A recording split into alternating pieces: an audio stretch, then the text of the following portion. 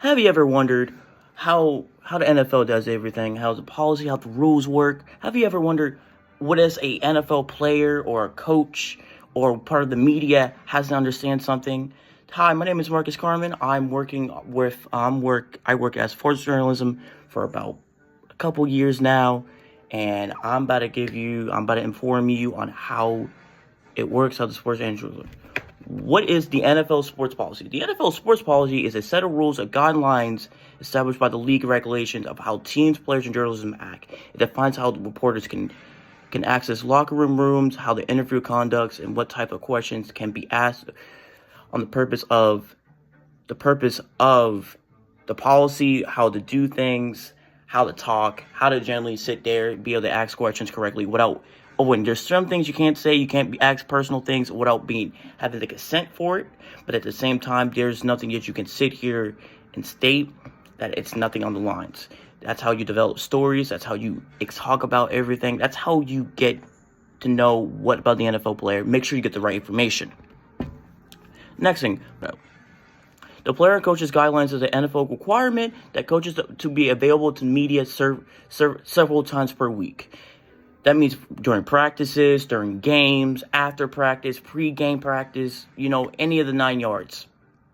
It's more just it's an example of how with star players, they got to get a chance to talk to star players before the game, after the game, during practice, to see how they're feeling, what's going on around the league, what's about the news, what's been going on, like trades, signings, if they got suspended, got ejected from the game, the whole for 9 yards. You got to understand everything. Information control and messaging. The NFL closely monitors information shared regarding injuries, trades, disciplinary actions, and so on and forth. It's their job to understand what to do, how to do it, how to get it done. But at the same time, it's their job to make sure it's the right information, because the wrong piece of information, we all know it's on the internet.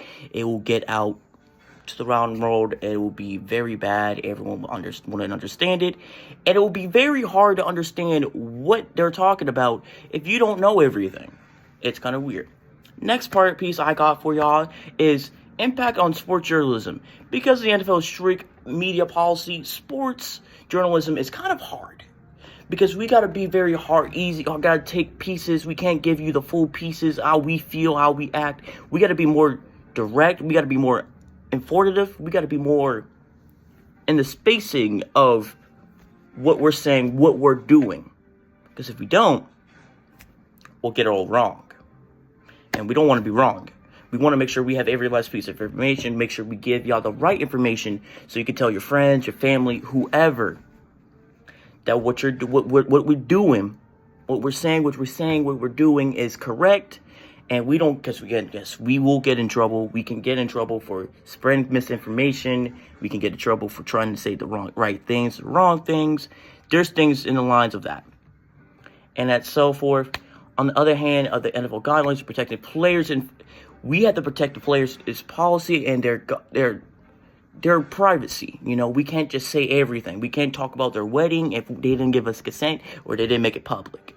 We can't talk about a lot of things unless we have the consent to, because again, it's part of the player in the NFL policy guidelines. In conclusion, in this briefing, we explore the NFL media policy, including how it relegates access to players, coaches, and controlling how the flow of information, ultimately sport journalism. Basically, what the NFL media is, you got understanding of it, how it works, how we do things. So you have a general understanding of it going forward and how to do it.